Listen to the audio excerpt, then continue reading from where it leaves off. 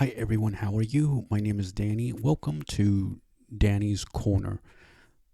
Today, I want to talk about um, Jesus Christ, and I want to answer a comment that was left on my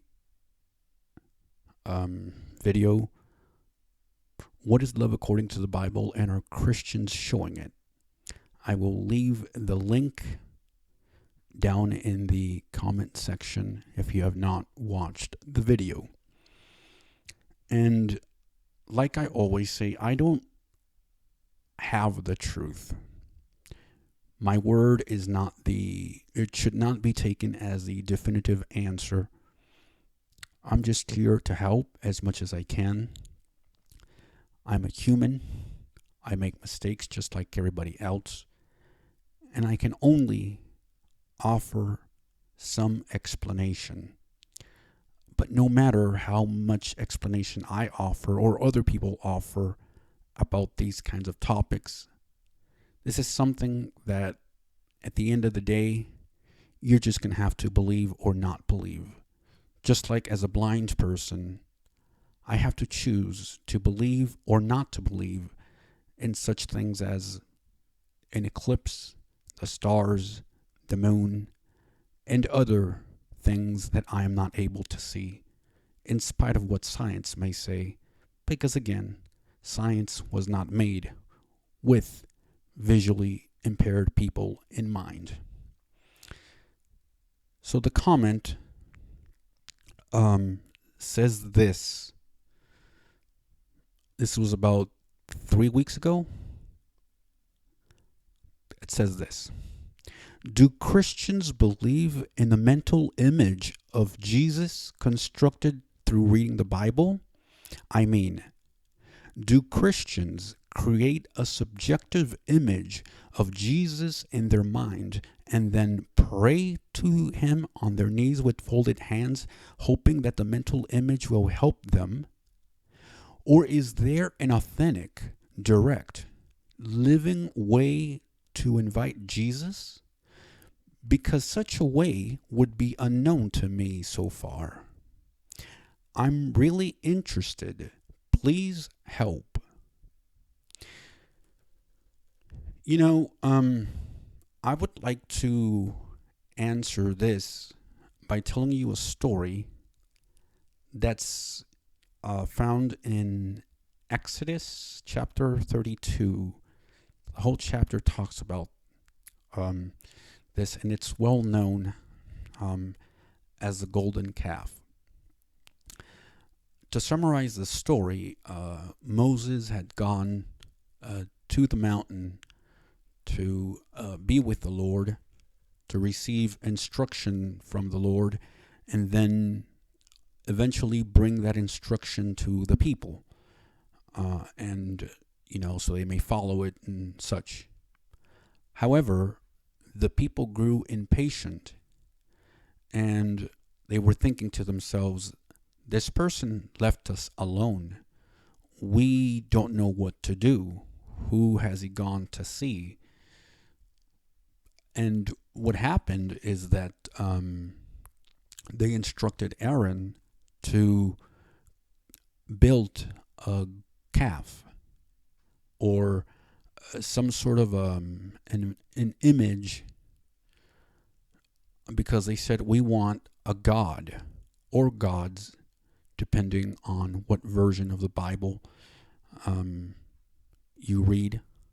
But it's essentially something to worship. So Aaron said, well, take off the things that you have from your wives, earrings and such things that were made out of gold. And from that, he made a golden calf. And then they had a feast with all of that other things that were involved, celebration and so forth. And what they were trying to do is exactly what you described in your comment. I don't know if the person that wrote this comment is a subscriber or not. A lot of times when I have people subscribe to my channel, it doesn't always tell me who has subscribed. So I don't know. So I do hope that for those of you who are interested in this topic, hopefully I'm able to answer this to the best of my ability. So these people wanted something tangible. They wanted something to see. They wanted something to feel. They wanted something to perhaps smell.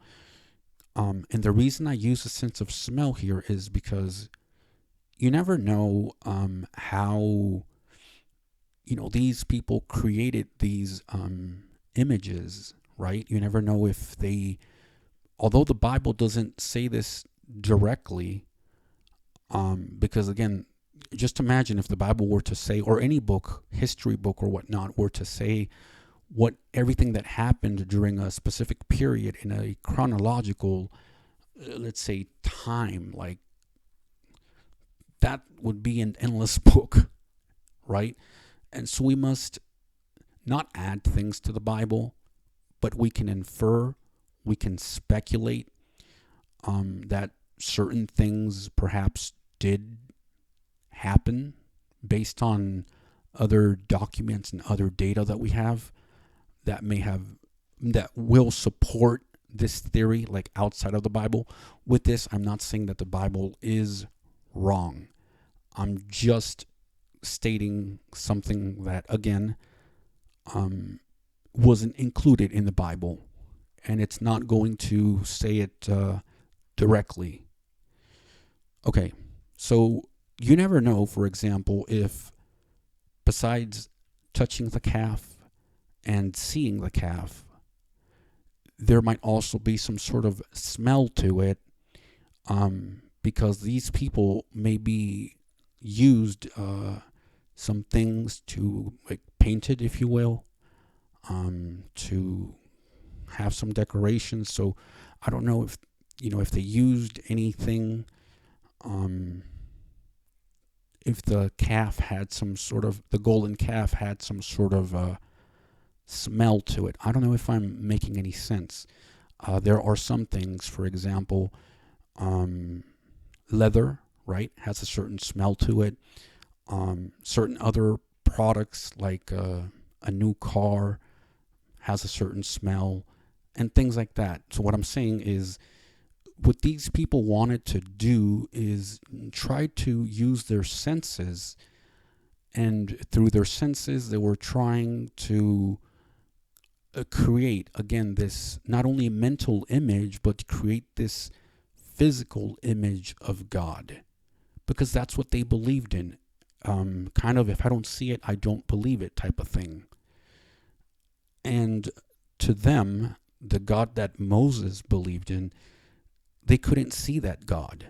They couldn't touch that God. They couldn't talk to that God, right? It was foreign to them. Okay. Answering the question if people construct a mental image of Jesus in their mind, I don't know. I'm only one person, and I'm not able to speak for a person. I can only speak for myself. But one thing I can tell you is that because of the way that Jews have been pictured throughout history during that period of time, there have been images, right, created of Jesus with long hair, perhaps with other things that I may not know of. And again, these are just representing Jesus Christ. Doesn't mean that that's the way Jesus Christ looked. In my case, I can tell you, I don't know what a mental image of Jesus Christ would be like. And perhaps there might be a mental image of Jesus Christ in a lot of people's minds, since, they have seen a physical image of how Jesus Christ was physically, or supposedly how Jesus Christ was or looked physically. Am I making any sense? So in that way, there could be a mental image. In my mind, though, because I'm blind, I don't have a mental image of anything. Even when, as sighted folks, describe things to me. And I spoke about this in the video about the solar eclipse that happened a few days ago, where I couldn't understand, and I don't understand, what does it mean when the moon comes in between the sun and the earth, right? So there's no mental image. I'm just going to have to believe. In that same way, I believe that as people who are Christians, there are ways that we can believe, although we're not able to see God, although we're not able to touch Him, although we're not able to smell Him, as if He was right here sitting next to me. You just have to believe. Now, how do you believe when there isn't any scientific evidence? And this is why I brought up this topic, because again, as a blind person, I know to you, if there was any scientific evidence, you would probably believe. But to a blind person, there's that same question. Like, okay, you guys are in when it comes to if there was any scientific evidence, but that doesn't help me. So that puts us at odds, being blind and all of you being sighted. And so how do you know who's right and who's wrong? I think one of the biggest challenges here is that whole thing where you're right because, you're able to see something, and you're wrong because you're blind. Of course you can't see anything. So again, that's why you're wrong. And I think we should look at this from a different perspective. And in my case, I have been a firm believer that I'm going to get things done. And I have done all the things, or have tried to do all of the things that I'm supposed to do, and able to have that communion with God, right? And to make sure that I don't stop. And He has heard my different requests, even when I was new at this, if that makes any sense. So, little by little, I would ask Him for several things. And a lot of people think, oh, if I ask God for this, He's supposed to give me this when I want it, like right now. If I ask for a car right now, He's supposed to give it to me like now. Now, a lot of people don't understand this is not how God works. Sometimes what you think you may need is not what you need. I think a lot of times as humans, we don't know what we need and we don't know what we want. And in that instance, for those of us who believe in a higher power, we believe that He knows better what we need better than we do. And so I have lived through really tough experiences, and my prayer was, I want to get out of this place. I want to get out of this situation. Now, a lot of people may think, well, is God going to come down and get you out of that situation? He can. But more than likely what's going to happen, and what did happen, is He's going to make a way So people like me are able to get out of that tough situation. And it might be through other people. It might be through opening a door. So I do believe that there is such a thing as, or such a person as Jesus Christ. I do believe that there is such a person as God, because he has shown himself to me, not in the same way that you may see it, right? But this is through my perspective. And so you see where things differ here? You guys are expecting something from Jesus Christ, and you guys are expecting something from God.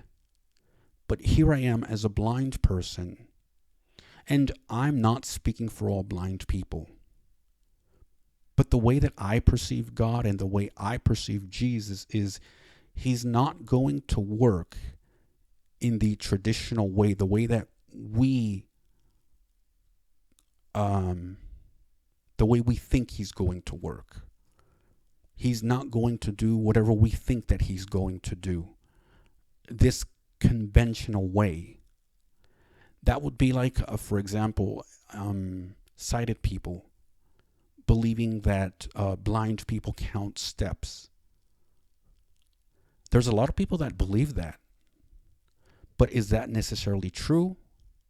Or is that just, as I have said before, is that a figment of people's imagination? There might be some blind people that count steps, but there might be a lot of us that don't. And so we should never assume anything about anybody. That's what we should do. But just as we do with other humans, just as we do with other groups, I think that we assume a lot of things from God. We believe that God is God and he's supposed to do this and he's supposed to do that and he's supposed to do that. But again, I know this is a topic for another video, but you're seeing God from a Christian perspective, and in this case, not even the Christian version. The Christian God is not going to be the way that we imagine him to be, if that makes any sense. And so, enable to first figure out what is God, or who is God to us or to me, I must first get out of my comfort zone and explore this a bit better and try to come up with that answer. Hopefully I've explained myself. But just in summary, I don't have a mental image of God, if that's the question. I can't see him. I can't, a lot of times I can't feel him. A lot of times I can't hear his voice. But when I do, when certain things happen to me, when something that I have prayed for many years comes true, or when I look back and reflect on the things that have happened to me as a blind person, and although things didn't go my way, I stop and think, I'm a better person because of what happened to me. Even though I didn't ask for certain things to happen, I understand that certain things had to happen for a reason. And at that point, I may have not known why they happened. Now I do. And I'm a better person for it, as I said. That's how I know that God exists. And as I said earlier, for you, perhaps it's going to take evidence, scientific evidence, to believe that God exists. For Thomas, doubting Thomas, that's what it took. He had to put his hand or hands in Jesus' wound on Jesus' side to know that he existed. He had to see him physically. He had that privilege. He had that honor. You guys have the privilege of seeing a lot of things that I'm not able to see. Therefore, you believe. But again, I ask, am I wrong for believing or not believing, although I'm not able to see certain things? That's my question to you. Why should I believe the same way you believe? What evidence is there? I want to thank you for joining me. If you're new to this channel, if you are coming back for the second or third time, please consider subscribing. Please consider joining. Thanks for all of the people who have subscribed. Thanks to all the people who watch my videos. I don't know what else to say, but I'm really thankful that this channel has grown slowly but surely. Thank you very much. Have a nice day.